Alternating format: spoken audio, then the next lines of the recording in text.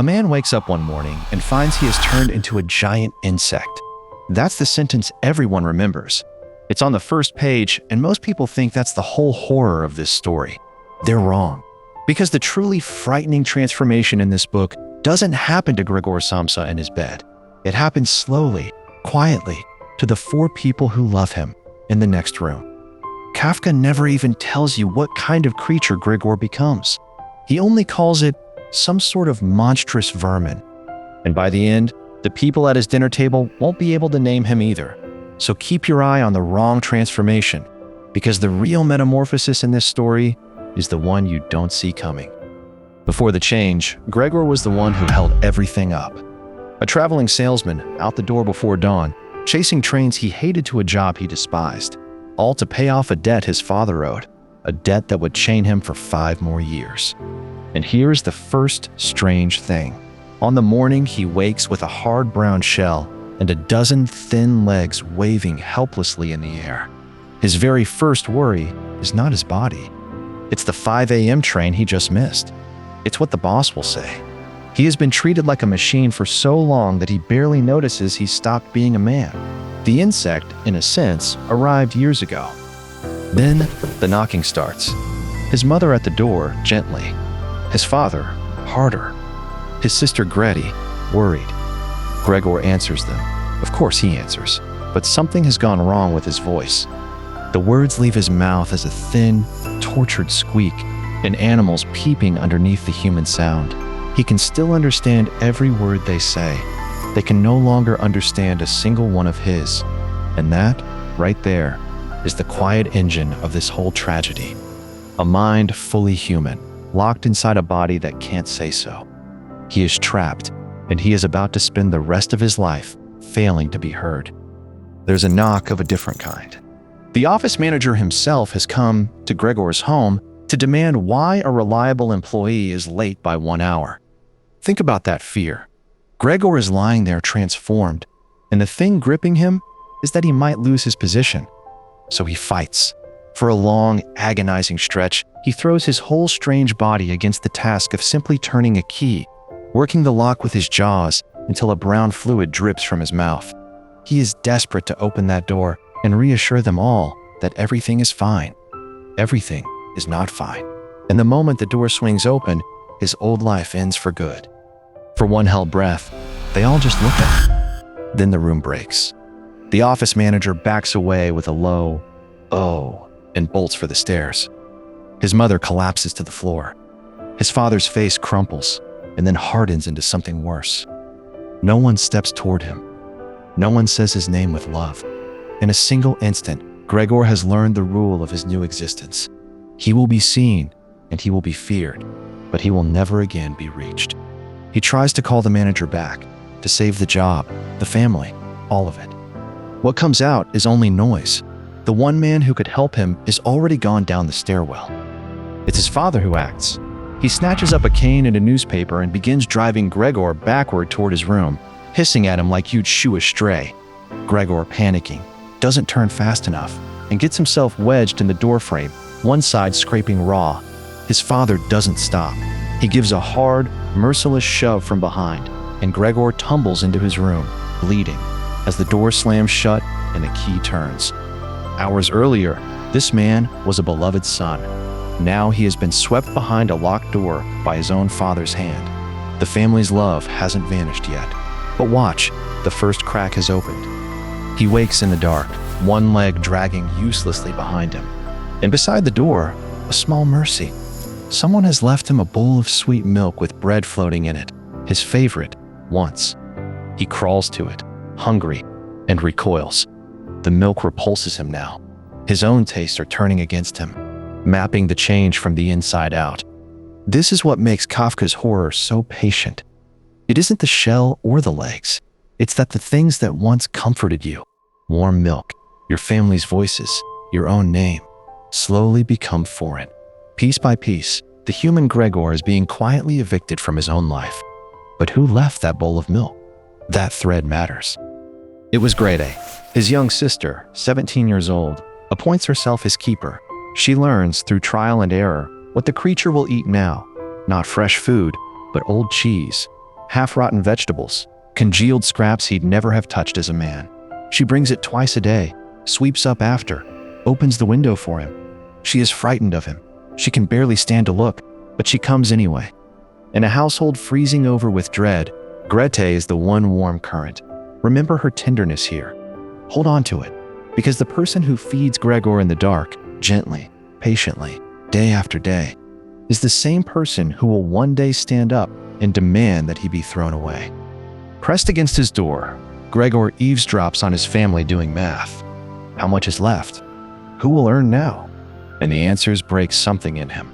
It turns out there was a small sum saved that his father, the supposedly ruined man, had quietly kept back, while Gregor exhausted himself for years, believing every coin depended on him. Worse, he'd been nursing a secret. He was saving to send Grete to the conservatory to study the violin she loved. That was his gift, his one beautiful plan.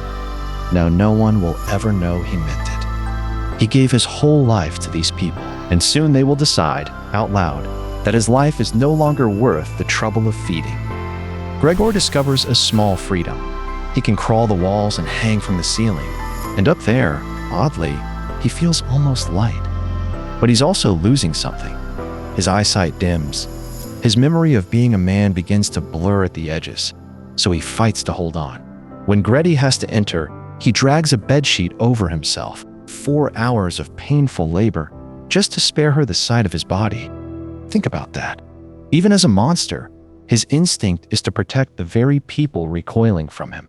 He is still, underneath the shell, the most human person in the house, which is exactly why what they do next is so devastating. Grete has an idea she means kindly. Clear the furniture out. Give the creature more room to crawl. She enlists their reluctant mother to help drag out the wardrobe and the desk. But the mother hesitates and says the truest thing in the book. Leave his things, she pleads. If you empty the room, you're telling him you've given up hope he'll ever be Gregor again. The furniture is the last evidence that a person lived here, and Gregor, listening from his hiding place, feels the panic rise. They are erasing him while he's still alive to watch. His human past is being carried out the door, piece by piece, and he cannot say a word to stop it. So he makes his one act of resistance.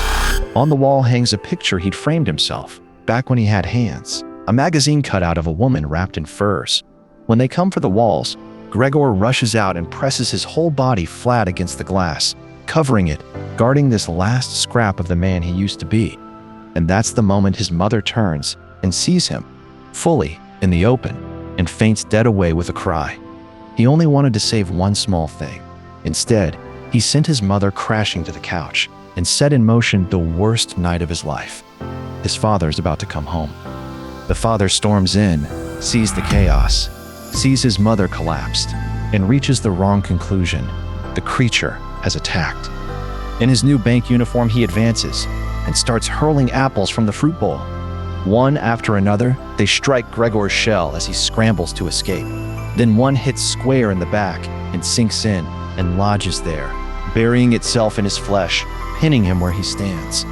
Nailed to the spot, half blind with pain, Gregor watches his mother rush out and throw her arms around his father, begging him to spare her son's life. It's the last time anyone in that house will plead for him. Gregor is broken now, but notice who is changing around him. The gentle family is learning to be cruel.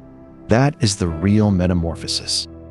No one dares to pull the apple out, so it stays, rotting slowly in his back, week after week, a piece of his father's rage left to fester inside him. More than a month passes. His body fails. He can barely drag himself across the floor, and the family settles into a grim new arrangement. They tolerate him, out of duty, the way you tolerate an unpleasant chore.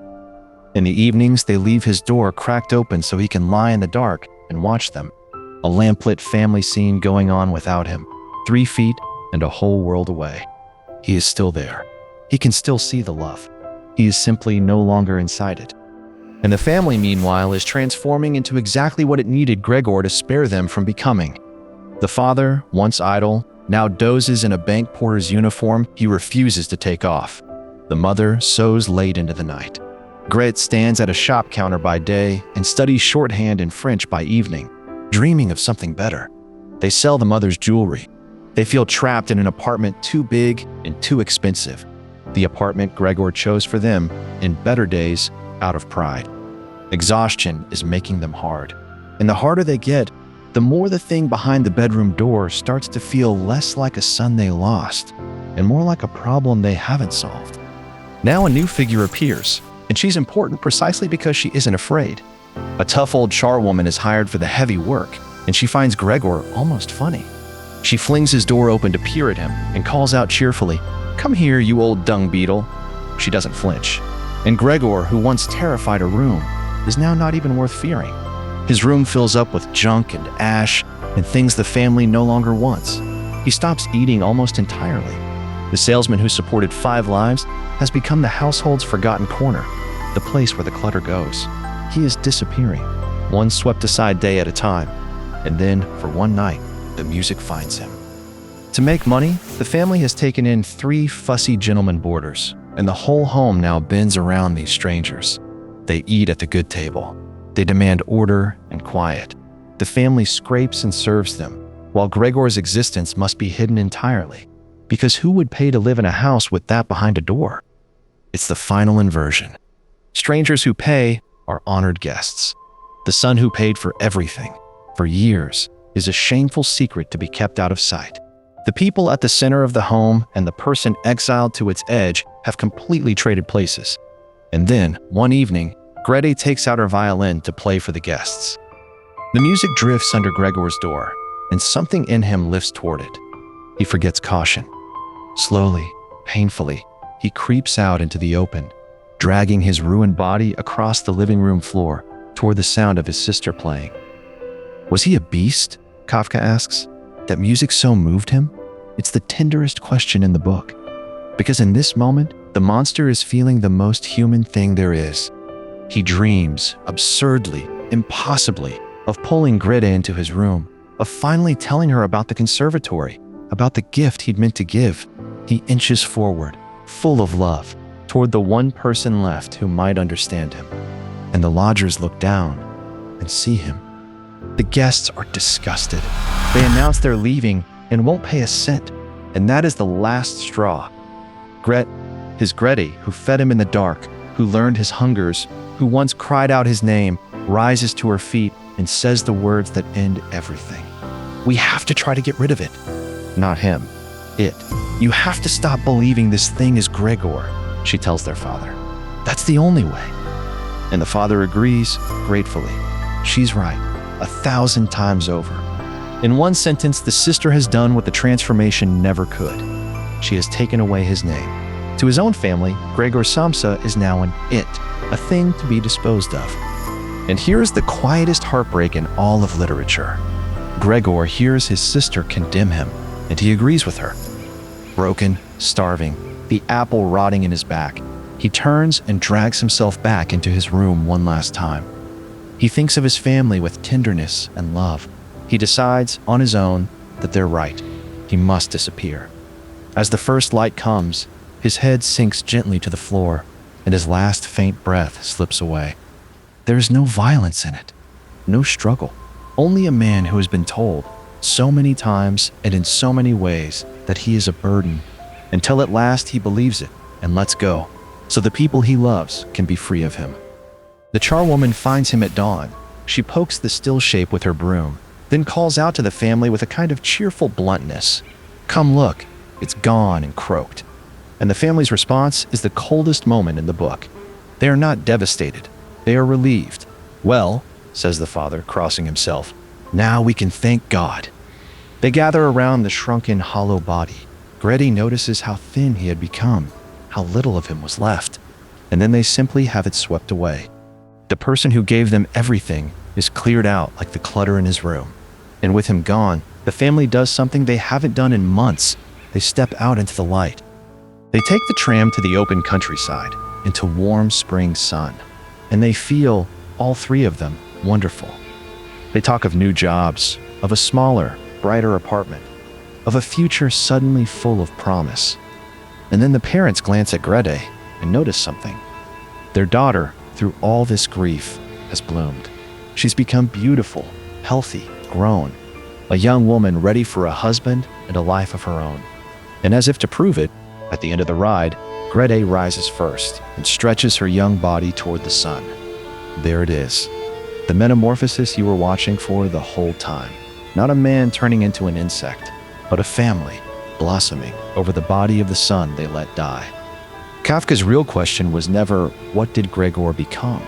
It was, what did the people who loved him become? Ask yourself who, in your own life, is only valued for what they provide, and what would happen the day they couldn't? That's the horror that outlives the bug. If this haunted you, stay for our next descent into the great lonely mines. Dostoevsky's notes from Underground. Until then, keep watching The Wrong Transformation, and you'll miss the real one.